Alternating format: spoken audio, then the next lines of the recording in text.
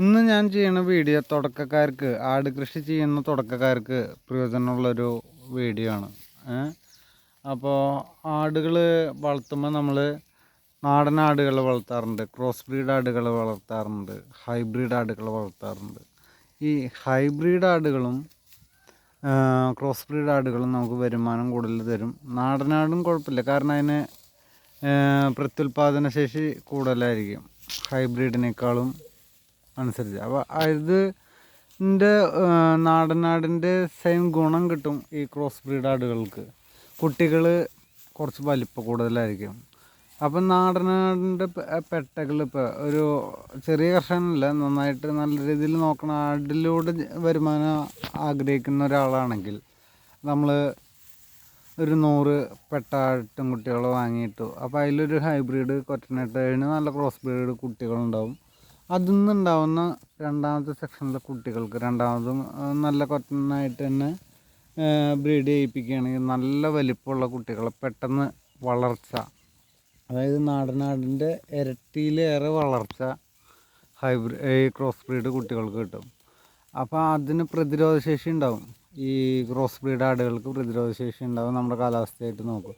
പിന്നെ ഹൈബ്രിഡ് ആടുകൾ വളർത്തുന്നവർ ശ്രദ്ധിക്കാനുള്ള കാര്യം എന്താണെന്ന് വെച്ചാൽ, ഇപ്പോൾ ഇത് നമ്മുടെ ഒരു നല്ലൊരു ബീറ്റിലാടാണ്, പ്യുവർ ക്വാളിറ്റി ബീറ്റിലാടാണ്. അപ്പോൾ ഈ ആടിനെ ഇപ്പം ഞാൻ ഈ നാടനാടുകളുടെ ഇടയിൽ തന്നെ നാടനാടിനെ വളർത്തണ പോലെ തന്നെ ആണ് വളർത്തണത്. എന്താ കാരണം എന്ന് വെച്ച് കഴിഞ്ഞാൽ, ഇത് ചെറുപ്പത്തിലേ വന്ന് എനിക്ക് കിട്ടി. ഞാനത് ഒരാൾ ആട് വളർത്തണതിൽ പരാജയപ്പെട്ടിട്ട് അതിലൊരു കുട്ടീനെ എനിക്ക് തന്നതാണ്.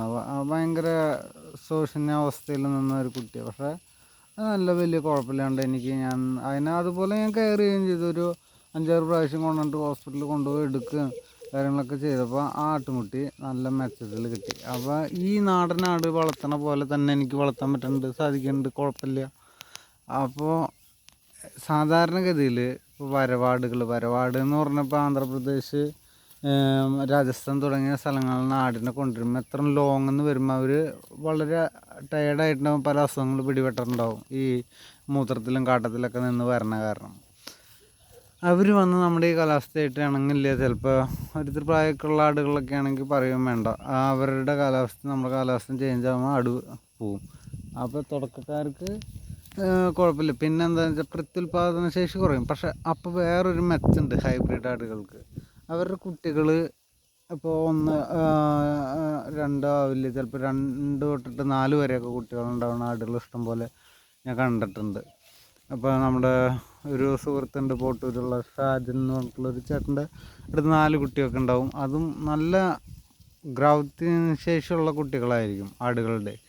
അപ്പോൾ ഹൈബ്രിഡ് അങ്ങനെ ഒരു മെച്ചമുണ്ട്. അപ്പോൾ നാടനാടുകൾ ഞാൻ പറയുകയാണെങ്കിൽ കുട്ടികളെ എണ്ണം കിട്ടുന്ന നാടനാടുകളുണ്ട്. അതിൻ്റെ ഒരു 10-100 പെണ്ണാടുകളുണ്ടെങ്കിൽ ക്രോസ് ബ്രീഡ് ഉണ്ടാക്കാൻ വേണ്ടിയിട്ട് നമുക്ക് തുടക്കക്കാർക്കൊക്കെ നല്ലതാണ്. പിന്നെയുള്ളത് ക്രോസ് ബ്രീഡും ഹൈബ്രിഡൊക്കെയാണ് നല്ലത്. ഹൈബ്രിഡ് എടുക്കുമ്പോൾ കുറേ ശ്രദ്ധിക്കാനുണ്ട്. നമ്മുടെ നാട്ടിൽ വളർത്തുന്ന ആടുകളുടെ കുട്ടികളിൽ നിന്ന് എടുക്കണം. ഇപ്പം നമ്മുടെ ഈ ആട് വലിപ്പക്കുറവ് ഉണ്ട്, പക്ഷേ പ്യുവർ ക്വാളിറ്റിയാണ്. ഇത് വലിപ്പക്കുറവ് വരാൻ കാരണങ്ങളുണ്ട്. ഇതിൻ്റെ ഈ ആട്ടിൻകുട്ടിയുടെ അമ്മ ചെറുപ്പത്തിൽ മരിച്ചു പോകുന്ന സ്കിൻ ഇൻഫെക്ഷനും ഈ പനിയും കാര്യങ്ങളൊക്കെ വന്ന് ഒരു ഫാം അടച്ച് പൂട്ടിയപ്പോൾ കിട്ടിയ കുട്ടി എനിക്ക് നിർത്തി, അവർ മടുത്ത് നിർത്തിയിട്ട്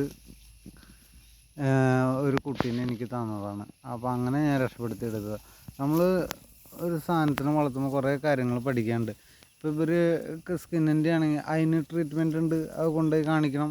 പിന്നെ ചില ആടുകൾ ചത്തുപോകണത് തീറ്റ കൂടിക്കഴിഞ്ഞാൽ ചത്തുപോകും. നമ്മളിപ്പോൾ സമയമില്ലാത്തടത്ത് കുറേ തീറ്റയൊക്കെ വെച്ച് അങ്ങനെ വളർത്തുമ്പോൾ ആടുകൾ ചത്തുപോകും.